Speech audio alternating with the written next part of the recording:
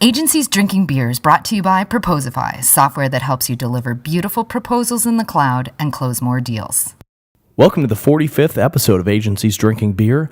On today's show, we're talking with Victor Purolnik from Rolique, a distributed agency that focuses on large-scale web app development.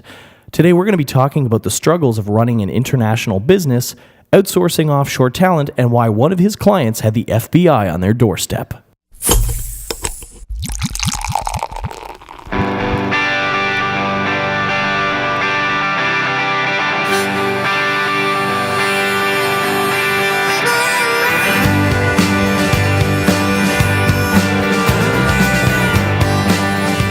All right.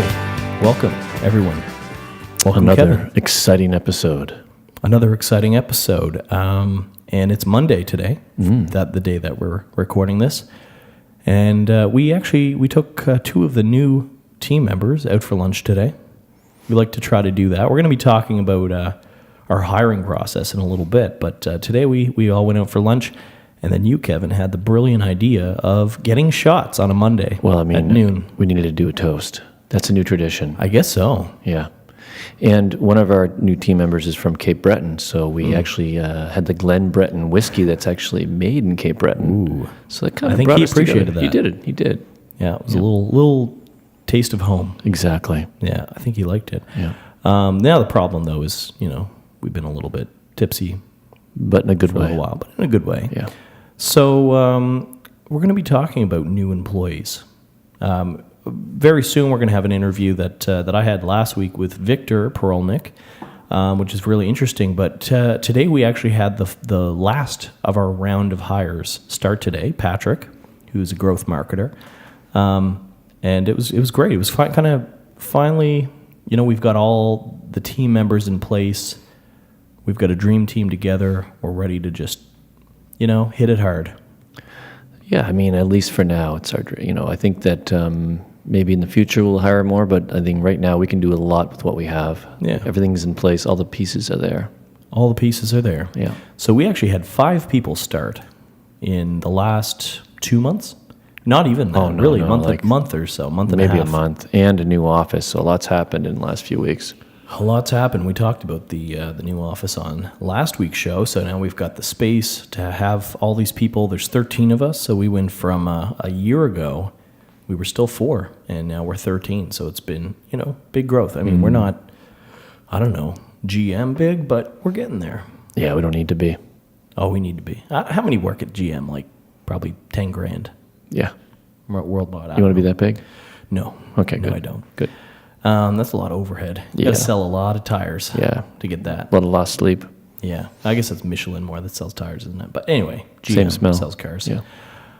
So what I wanted to talk about a little bit before our interview is just how we managed this hiring process in the last couple of months. So in the past, it was kind of easy in a sense. It was disorganized, but it worked because usually we only had to hire one person at a time. So what do? You buy a job ad, you write a job, and you put it out there, and you manage a whole bunch of emails and whatever. You star the ones in your inbox that you want to follow up on. It's kind of disorganized, it's chaotic, but ultimately it works. Well, I didn't want to do that this time. I wanted to make it a little bit more streamlined and also get more input from team members.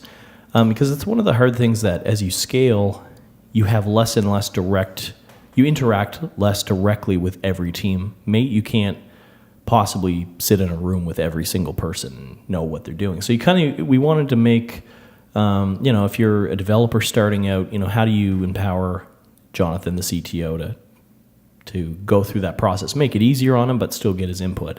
Same with marketing, same with design, same with product, QA, everything, right? Customer service. So I actually came upon a fantastic product that I think everybody should know about, and this is unbiased and unsolicited promotion to another SaaS product called Kimple. And from Atlantic, Canada, too. Yeah, from Atlantic, Canada. Yeah. New Brunswick. Actually, the founder was walking through Volta, where our old office was, and they recommended using it. And, usually people are like, you should try my SaaS product. And I'm like, yeah, well, okay, whatever. Tried it out. Started a free trial. It was fantastic. So Kimple is spelled Quimple. Like simple, but with QU at the beginning instead of an S. I always want to call it Quimple, but it's Kimple. That's how it's pronounced. So the great thing about Kimple is that it's not I feel for these guys because sometimes they get confused with just a job board. They're not a job board. They're not another Career Beacon or, what are some of the other ones out there? Monster.com, Indeed. What they do is, job boards are part of what they do, but really they're to help streamline and manage the whole process of hiring. So you create your job ads through their system. It puts it on Indeed, and then you can actually buy some other job boards for each role, specific to each role.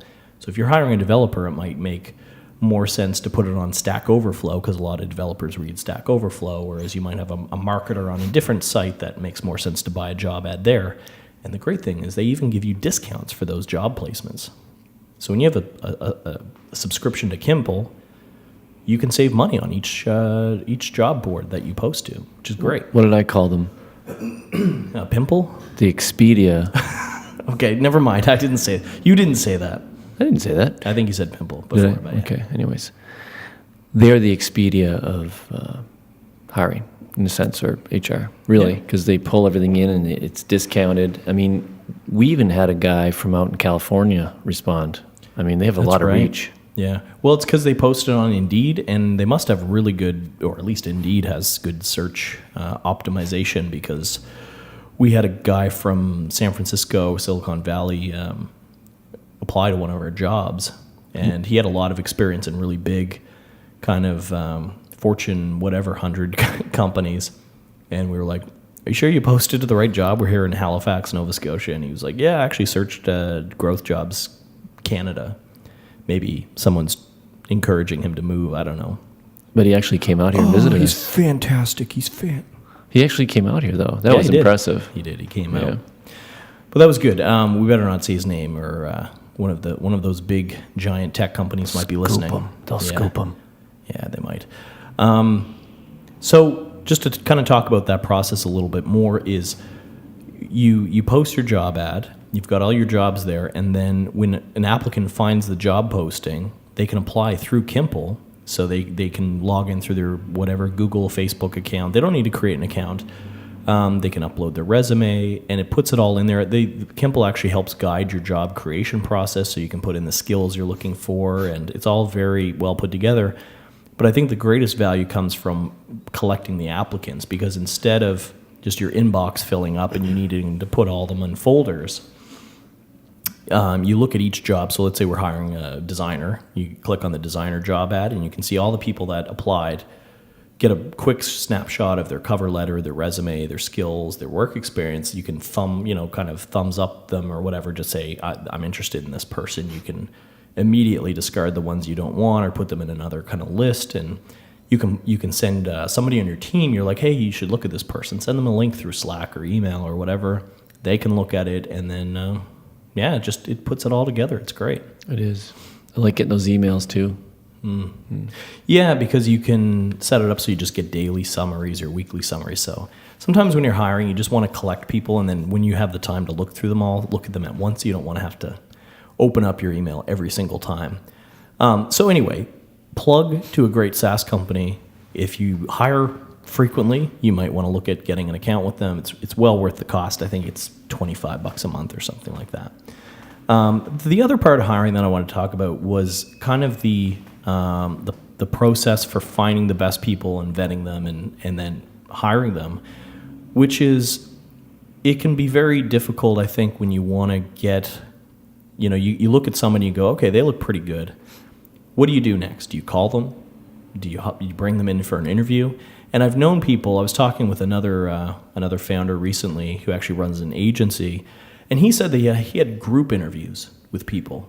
So he would actually interview a bunch of people, but instead of have a one-on-one, he'd bring them into a group and kind of see which one acted the best in a group and which sort of was the leader, which I thought was interesting. We didn't do that, though. But what we did do is we had kind of a pre-qualification. It's kind of like qualifying a lead. So I look at hiring almost like the reverse side of selling to customers, which is when you put your job ad out there, you're trying to collect leads, right? And then you're trying to vet them and figure out who's a qualified lead, and hiring them is essentially closing the deal. So you would never try to close a deal with a lead that hasn't been qualified, right? Exactly. So depending on the role, we actually have a test that we send to everybody. So for a customer support rep, it might be an email with 3 questions that talks about, walk through what happens if you were working for us and there was a big problem. How would you respond to customers? Or what if somebody asked for a feature that we don't have yet, but we might have in the future? How would you respond? And then you can get a sense for how they communicate, which is really cool. I like that, yeah. That worked well. So we had that for basically every single role. And it worked out really well because then the ones you get back, so Patrick, the guy that we just hired as a marketer, the email that I had sent him was kind of phrased differently. It was more phrased around trying to almost sound scientific, because that's kind of the person we want, is a very analytical, data-driven marketer. Data. And so, I'd gotten a good applicant that sounded pretty good, but then when I sent him this question about like, how would you come up with a hypothesis for a growth test, and how would you validate it, and how would you determine whether it was statistically sound enough to implement? And this guy just the other guy, not Patrick, kind of botched it and just talked a lot of bullshit. So, that was an easy way to not waste 10, 20 minutes on an interview or longer. So that was kind of the process we used.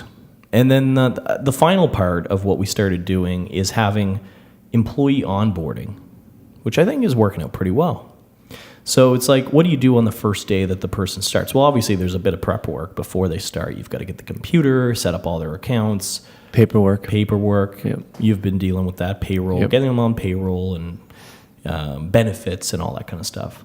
But then when they actually start, we don't want to just be like, okay, have fun, see you later, right? So what we've started doing is setting up and it's I feel like kind of goofy showing a PowerPoint presentation. I call it our indoctrination videos. We're like, here's how Sam Walton got his start. Because I remember I saw those videos when I started at Walmart, like when I was a teenager. But we try not to make it like a video, but we do talk about the history of how the whole company came into being. Way back. What our recent growth has been like, how we work, how the team all works together, our branding, our target personas. We walk through all that stuff. And it doesn't matter even if they're a developer. Why shouldn't the developer understand our brand and who our target customers are? Everybody should. It's not just writing code. It's like you're part of a team now and you need to understand us. And we also try to take them out for lunch, at least within the first day. If not the first day, then the first week or two. That's my favorite part. That's the best part. It sure is. Lunch is good. Oh, yeah. So anyway, check out the post. It's on the Proposify blog, and I can't remember what I called it. What did I call it? It was called How We Streamlined Hiring and Found Kick-Ass Talent. And I heard from a number of people that said it was helpful and made their hiring process easier. So if you hire, check out the blog post and let me know what you think. Well, I did a lot of talking, didn't I? Yes, it was very good, though. That's good. Yeah. I didn't make you nod off? No, that was good information for our listeners. Excellent. Awesome. Excellent. Good tools. All right. Tools for the trade. Did we ever explain why I do this every episode? Why I sound like a maniac for 2.8 milliseconds? I didn't think there was a reason. I think you just like doing it. No. I always tried to give it just like a little vibrato, like a little like, let's move on to the interview with Victor Purolnik. Yeah, but then I just started yelling it and talking really quickly. Pull back a bit, all right? So I don't want to pull back. I don't want to pull back. Okay, so now check out our interview with Victor Purolnik.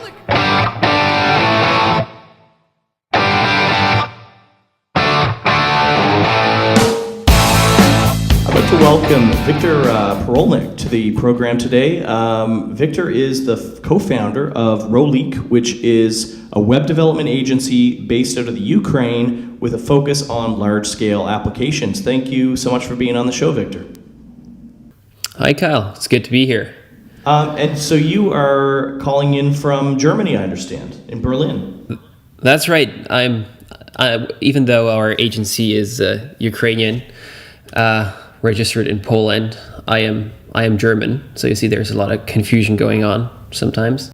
I barely even hear an accent, by the way. Like, I thought you were like an American living in Germany, because I can't hear any accent. I lived in Vancouver for a while. But I'm listening so much to podcasts, I'm picking up random accents, so nobody ever knows. I was at Microconf last year in Barcelona, and somebody thought I was either from Tennessee or Portland, even though I've never been there. Wow. No, I mean, yeah, it's you speak a number of languages, right? Polish, German, English, obviously. Right, and a bit of French, but it only gets me to a train station or something like that. Well, further than my French gets me, and I'm actually a born in Canada, true blood Canadian, so that's pretty sad on my part. Do you have any German beer with you? Not on me, no. Yeah, you can. There's a wide selection around here, but no, I don't have any currently on me. What are you drinking? Since this is the agency's drinking beer podcast, I bought a light beer from Bavaria, from my hometown. Very small town. It's like a monastery where monks used to brew beer centuries ago, and it's called Andex. That's what I have. So, give me a little snapshot of how Rolique was formed and what kind of stuff you guys are up to. Oh, absolutely. It certainly was a ride. So it all started, let's say, I'll quickly say that I started coding and all that when I was 12, started building websites for clients. And since my family is Polish, I wanted to outsource to Poland as soon as possible because I thought, well, I could make a ton of money on that. So when I was 19, I started doing that, started my own web agency, and with two Polish friends, I was doing web development work, but I never had the money to hire proper people. So it was all kind of so-so and nothing I could really be proud of other than the fact that I was probably making more money than any other student that I knew. But it was basically more of a ripoff. But then I was barely 20 probably. I went on my first ever conference. It was in Prague. And there I met these people, these Ukrainian people who became very good friends of mine. We just met, they had a booth there, and we said, let's just do something together. They were running a small web agency, and I just joined. I knew nothing about project management. I was supposed to be their German sales guy / project manager. I knew nothing about large-scale web development. I knew nothing about Agile, which they were doing back then when nobody or only a few people were talking about that. And being that young, I was basically thrown in the cold water and given my first large client that they had at that time. I didn't know the people who were working for me then because I only met the management at that conference, and I completely screwed it up. Like, we totally failed that project. We lost the client like half a year later and was really mad at us. Well, at least it lasted that long. Oh yeah. It was pretty intense. I learned a lot from that, actually, right? We learned a lot about outsourcing in general and what you have to take care of and whatnot, and what works, what doesn't. Well, you mentioned outsourcing, so I understand that a lot of the work that you have done in the past, or maybe you're still doing, is you're outsourcing design development with contractors from all around different places. Is that right? Yeah, it absolutely is, because we've never had a local client from Ukraine. That's because it's a global outsourcing market, and apart from enterprise in Ukraine, nobody can afford web developers. They are all making so much money that almost not even we can afford them as an agency. Which is crazy, because when you hire somebody from, like, a developer from Europe, it's typically they're insanely cost effective. I guess it's just the currency conversion. Yeah, exactly. And basically, what's the average salary in Ukraine? I think it's $400 US dollars a month. But then you take web developers and they're making almost 10 times that. for a senior developer. So, well, for the US, that's still pretty cheap, right? I mean, $4,000 for a senior web developer, I mean, Yeah, $4,000 a month. that's very good, but for local businesses, it's not affordable. So that's why we've immediately started selling to US, to Europe. When the company was founded back in 2011 and I wasn't on board yet, it was started by two people. One was a great developer and the other was just constantly doing sales. Because it's so many outsourcing agencies and you're competing on a global market that you just need to be recognized somehow. All he was doing for at least 2 years, he was just cold emailing people, and I don't know what the conversion rate was, probably like 0.5% or something. I really admire him for doing that because it's plainly frustrating work. And they grew the company to about 12 people, moved to a tech hub, to a major tech hub, to Lviv, which is a bit like the Ukrainian Silicon Valley, some people would say. And they pioneered agile Scrum development back in the days for outsourcing agencies. And well, then I joined. That's the other part of the story. Okay, and so is your role still kind of the client management, project management role?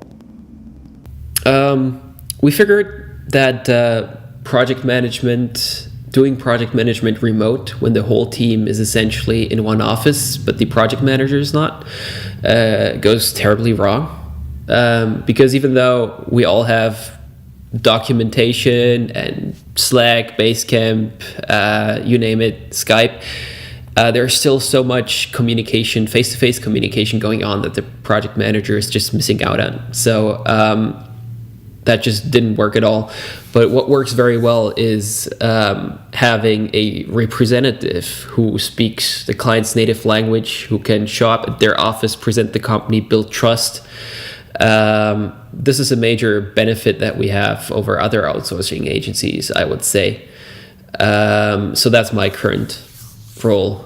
Right. So you've got local clients that are maybe in Germany or wherever they happen to be that you can go to their office, meet with them, and it's just that the work, the design, the development work happens. You know, the client doesn't have that relationship with the outsourced people producing the work.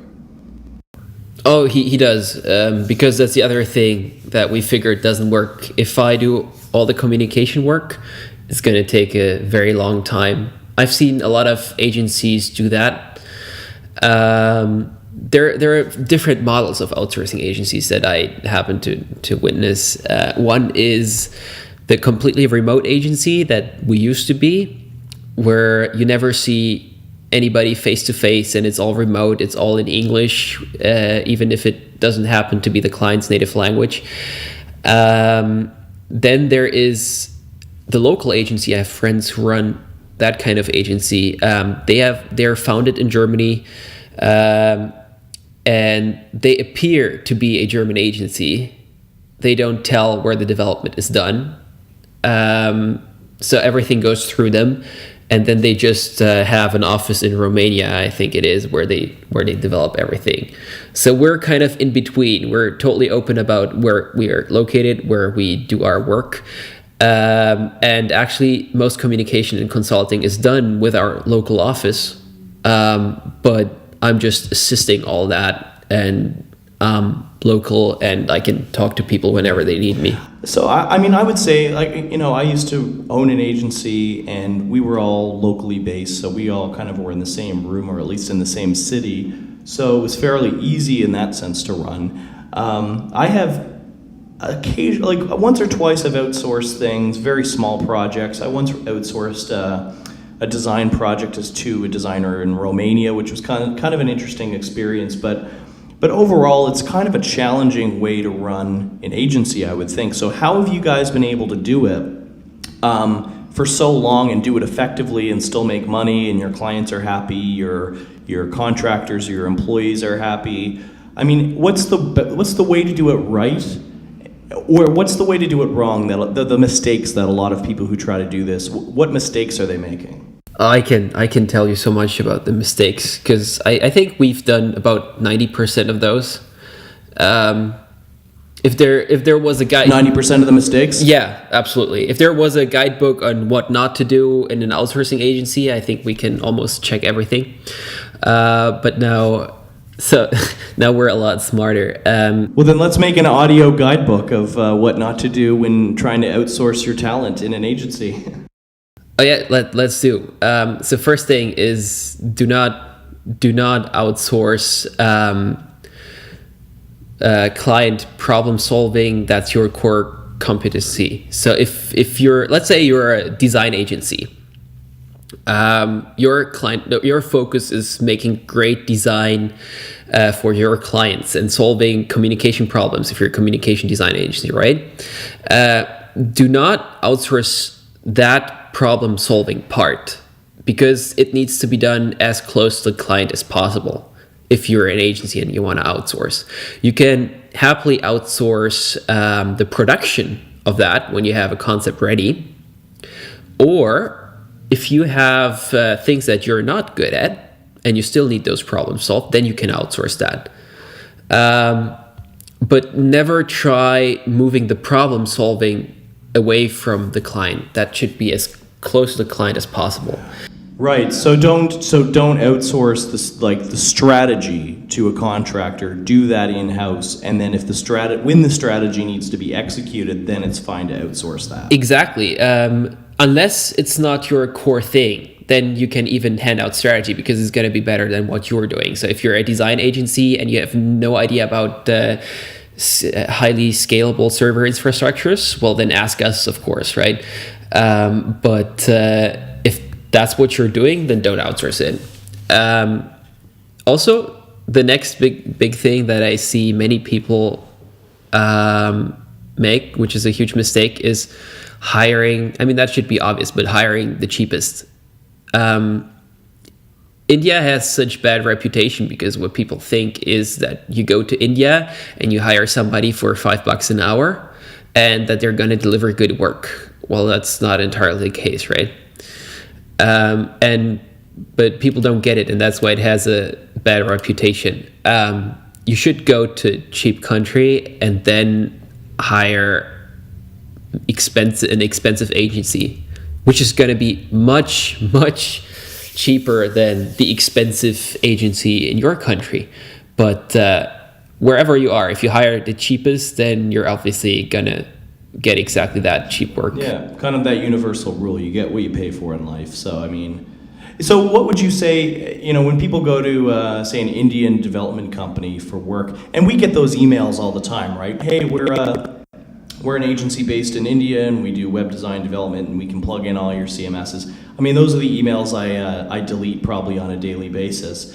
How would you actually go and how would you know what a good agency is based out of another country if you can't really get a sense for the good and the bad? You just kind of go on price and go, because even if the most expensive agency gives you a price, that still might look really cheap to what you're used to if you went to a local agency. Yeah, absolutely. So you should have multiple offers. Then you can put them on a scale and see what is cheap, what is expensive. Because for Ukraine, the average for like PHP development is $20-25 an hour for an agency. So we're at about insanely cheap. Yeah, so we're at about 50. So you see that's expensive if you compare. Right. Which is a freelance rate here, even in Eastern Canada. Exactly, and we're an agency, a specialized agency.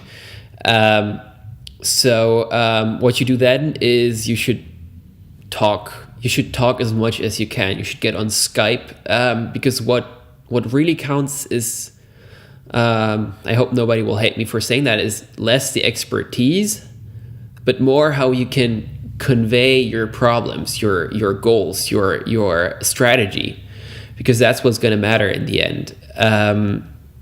If the person on the other end doesn't understand you, doesn't really speak English, and doesn't consult you, then you're probably going to end up with a bad job. I'm not saying that the agency is bad, just they don't understand what they're supposed to do.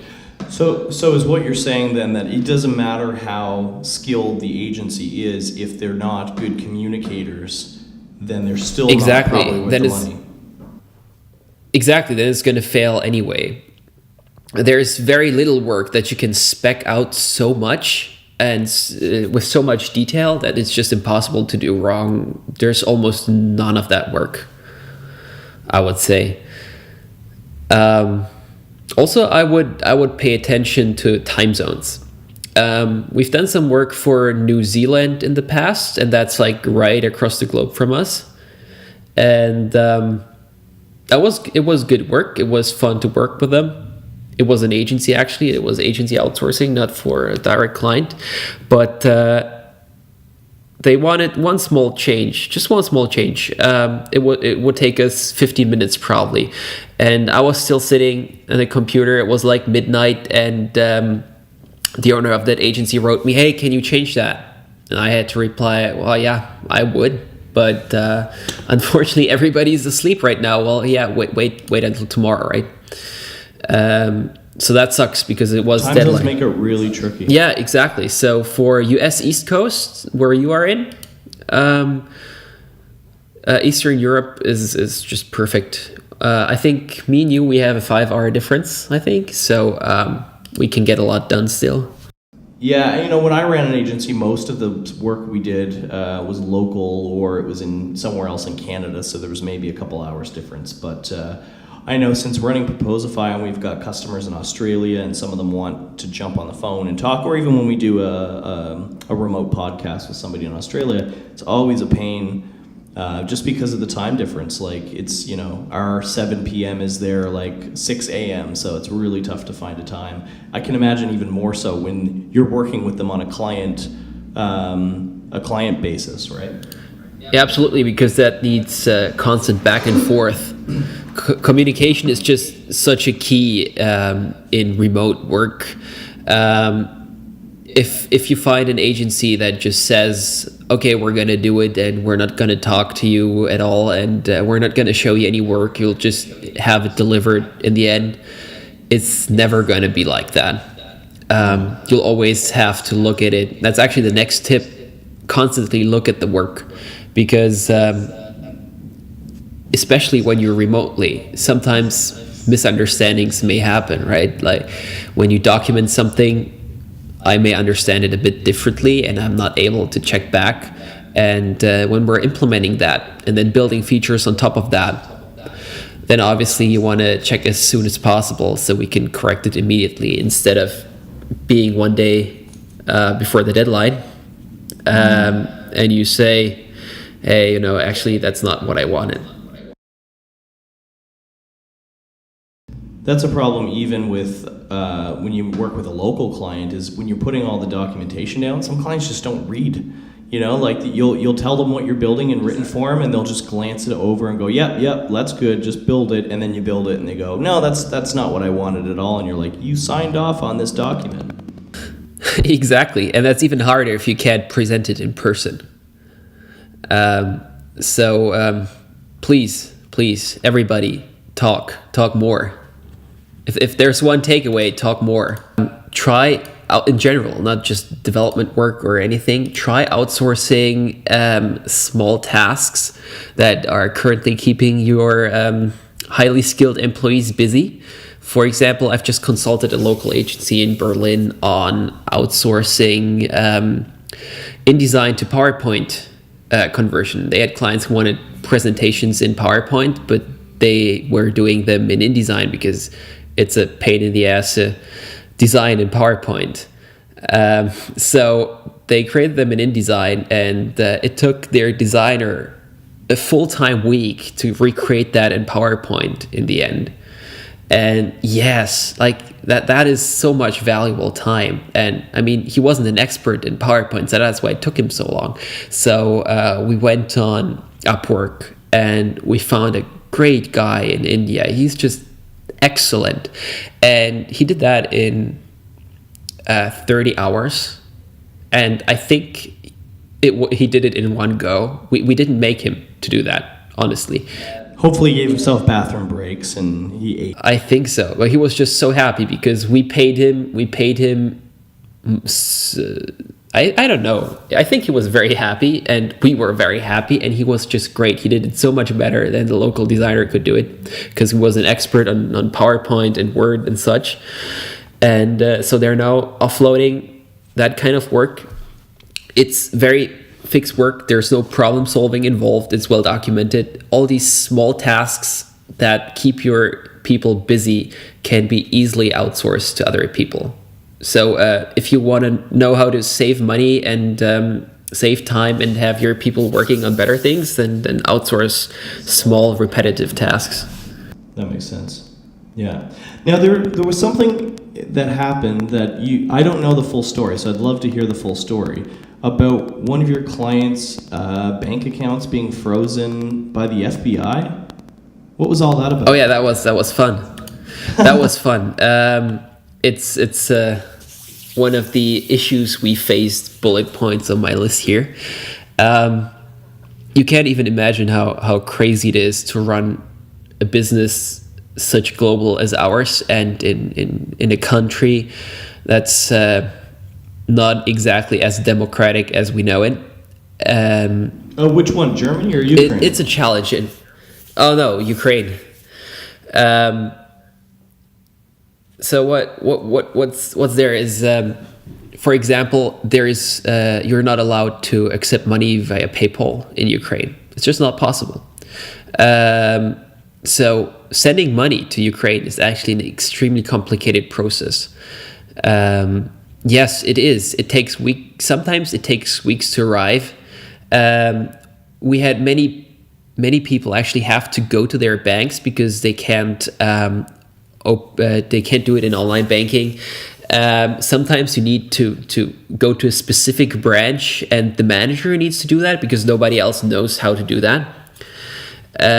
So it really is a pain for the client. That's why we ended up incorporating in a totally different country. We don't have an office there. We have nobody there. We incorporated in Poland because that's within the EU, and that makes everything so much easier. So that's not the case anymore with us. But right when the Ukrainian, don't want to call it a war, but when not sure how political we want to get on this podcast, but you can get as political as you like. All right. Well, when the riots and everything in Ukraine started in the eastern part, we're on the very far west, so we weren't affected by that at all. But when all that started, and Russia and the US were also kind of pointing fingers at each other, back then, that was when we still did not have our company in a different country, and people were still sending money directly to Ukraine. And different governments were sanctioning payments to Ukraine. And we had a US client who we just signed a large deal with. And she sent us a big chunk of money, upfront payment. And that got her bank account frozen. And she was interviewed and questioned by the FBI as to, why she would send so much money to Ukraine and if she was funding a war. That was actually the moment we decided that something has to change, and we invested a good chunk of our money to open up a company in a country that was not sanctioned, that was nicely democratic, and because everything in Ukraine, in Western Ukraine especially, is perfectly normal. There's no wars. Everything is just as you would imagine. It's a perfectly nice and almost Western town, I would say, where we are. But the political infrastructure is still something you have to deal with. So we've abstracted that away from our clients by giving them easy payment methods and next day and payments and all that you're used to normally, but you're not when you're working with an outsourcing. So that was a pretty good catalyst then for for inspiring you to figure out an alternative solution. It's amazing to think that these countries that are so small, just geographically small, and right next to each other on each other's doorsteps, there can be such a difference politically in the way the governments run, that it could make it easy to do business with one country but not the one next to it, right? That's just amazing to me. Totally. Another fun thing was that we incorporated in Poland, and it was impossible to find a bank that would open a bank account for a Polish company in Poland just because it was 75% Ukrainian owned. It was almost impossible to find a bank that would do it because of sanctions. What about a Swiss bank account? Isn't it supposed to be quite easy for anybody anywhere in the world to set up a Swiss account? Oh yeah, that's true, but we wanted to keep it at least that local first because we did need to have a Polish bank account for a Polish company. And yet it was almost impossible. The fact that we actually thought about transferring money from Poland to Ukraine just by driving over the border with cash, all the monthly revenue in cash, all legal, right, with all the paper documents, but that would have at that time been the easiest way actually to do it, until that became illegal because Ukraine forbids cash transactions. Why? Because they want to keep the dividends. They want to keep foreign currency. So if you send money to Ukraine in dollars, it gets automatically exchanged to the local currency, so that the government can keep the dollars. So that was another interesting. I'm picturing you and your co-founders just wading through a crocodile-infested swamp with a barrel of cash on your backs, just trying to get it to another country. This is the image that's conjured in my head. Yeah, we didn't actually do that. We were thinking of it, but that's armed guards that's chasing you with machine guns. Yeah, absolutely. No, it's all fine. It's all fine. We've got it figured out and everything, but it was definitely exciting time. It's hard enough to run a business anyway, especially an agency, that to have that added burden of political strife, war, how do we get paid, how do you get your money? I mean, that just adds it adds a challenging situation to an already challenging business.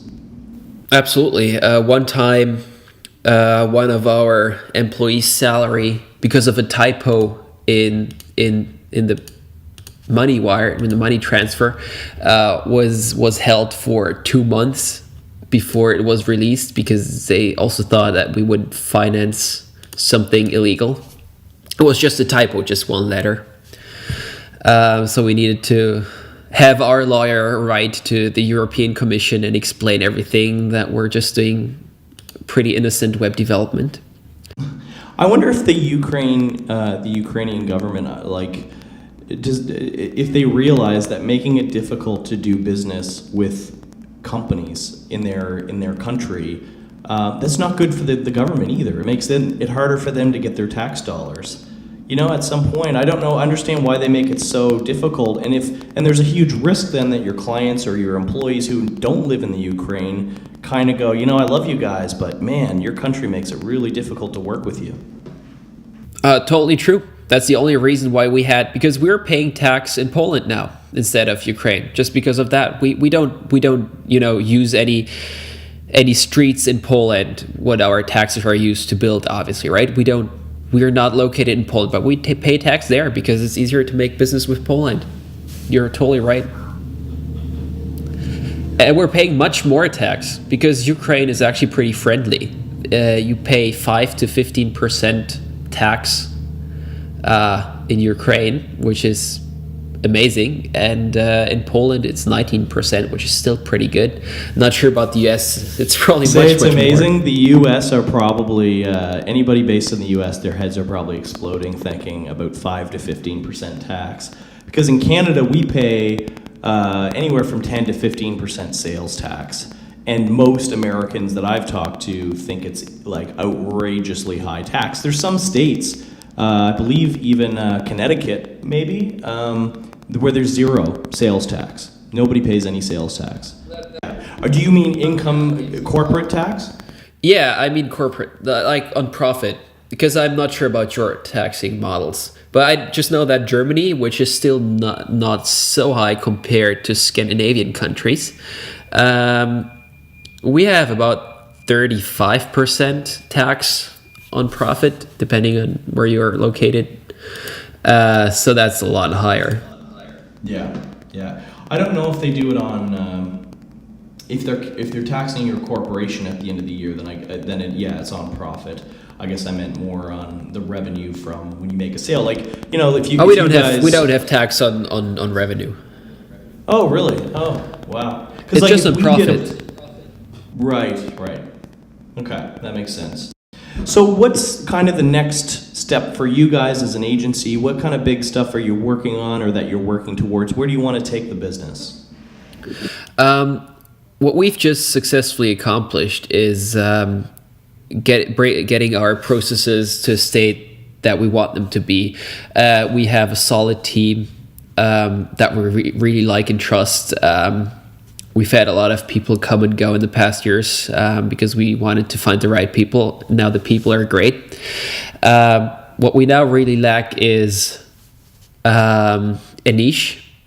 We're sort of niched down into large scale app development, but I feel we could find an even better niche because there's not much that we can differentiate ourselves from apart from having great references and yada yada. That's not what you can present to people nowadays, and we still need to figure out sales. Yeah. I mean, it sounds like you guys are kind of more of a horizontal than a vertical, which can work, can be fine. Is when I think large scale. So correct me if I'm wrong. You're saying your ideal client would be coming to you with a site that they know is going to have 100,000 monthly visitors, 1 million monthly visitors, or up. Is it the amount of traffic is what you consider large scale?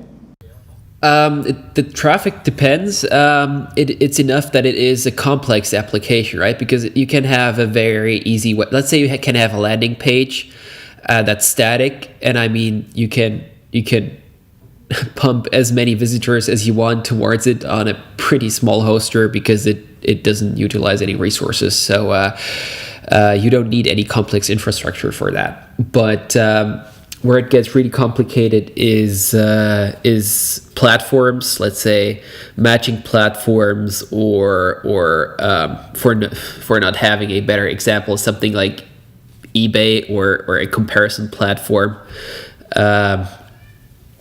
Obviously, we wouldn't want to build eBay. As actually many people like, can you build the next Facebook or something? That's not what we want to do. We want, but like comparison platforms or... I think every web development company on the planet, I think, gets that client every so often that comes to them and goes, I want to build something like Facebook, but for whatever, exactly. Fishermen. So it shouldn't be that complicated. You guys could probably do it for, it's probably only going to take you a couple weeks, right? Absolutely. We can deliver it yesterday.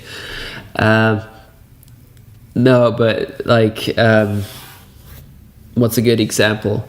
We have a client that's in the fantasy football space, and he has high-end analytics on games and on statistics. And he has a business around that, so it's a subscription business. And so anything that makes a SaaS application or any other kind of web business that needs some sort of interactive application, that's where we want to be. Yeah, and that's a great niche to get into because it's so many startups these days that can get a little bit of funding to get an MVP off the ground, and often it makes sense to outsource at least the first version to an agency. You can get it up and running a lot faster. Yeah, unfortunately, many people fail outsourcing to agencies because there's so many agencies that just don't know what they're doing. So it's gotten a very bad image in the past, and we can't seem to really turn it around for ourselves. So we need to nail our pitch more. Yeah, and that opens up a whole topic that I'm sure would be interesting to talk about another day is how to nail that messaging and make it easier for the clients that need an agency like you guys that know what you're doing. So that would be an episode for another day. But Victor, it's been awesome having you on. I love your takeaways regarding outsourcing and all the lessons that you guys have learned over the years. Really awesome story, and I wish you guys the best of luck in the future. Thank you. And if there's any other outsourcing agency or any other agency that struggles with that kind of stuff, very happy to talk and help, because we all need to help each other. Otherwise, we can't move forward. I think you'll put my email in the show notes, I guess, because it's a bit complicated to. It's Victor at. Well, not everybody. Yeah. Yep, go ahead and say it. It's Victor at Rolique.io, which is ROLIQUE.io. So if you don't know what that is, just head over to the show notes, I guess. Yeah, not everybody wants their email address listed on a blog post to get scraped and then get 100 spam emails the next day. But if you want... Oh, you know what? Gmail is actually pretty good at that. Is it? Yeah? Yeah, absolutely. Okay, we will put your that's email fine. address in the show notes, and I love that attitude of just being willing to help other agency owners and not holding your cards too close to your chest. I think it's a great attitude to have. Well, yeah, I wish there were more people who would have helped me back in the days. Would have saved us a lot of pain, I guess. Yeah. Oh, it's so much better when you can learn from somebody else's mistake than having to make your own, for sure. And I just found out that Stella is brewed in Belgium. It's a Belgian beer. Oh, right. It was a fail on my part. I should have known it wasn't Dutch or German beer. It was Belgian. But what can I say? Oh, whatever. Thanks again, Victor, and really appreciate being on the show. And we'll stay in touch. Talk to you. All right. Cheers. Bye-bye. This is going to be an editing nightmare for you. Great. Can't wait. That's what you get. I think Was it Victor's fault or your fault? it was just technology's fault. Okay. Probably a little bit of mine too. Blame it No, on it wasn't Victor's technology. fault. His recording turned out fine, but then GarageBand wasn't working for me, and then I have two recordings, and you got to sync them up. I'm sorry. It's my fault for not being here. It is your fault for There not we being go. here. There You should we just go. be here for every interview. I know. You can't ever I be busy. usually am, but it didn't work out. Can't ever be busy. Anyway, no, it was a great interview, and people have just heard it, so no sense summarizing it. But hope you enjoyed that. And what are we leaving listeners with? Well, maybe you should apologize to the people from last time that put a question in because you get their name wrong. That's right. I mentioned a question from the listeners. I said his name was Taylor, and it was actually Kyle. Great name. And they're avid listeners too. And I think they're going to be on the next show. Oh, Yeah. sweet. So anyway, apologies to Kyle and his team there for getting the wrong name. But other than that, we've excited for the next show.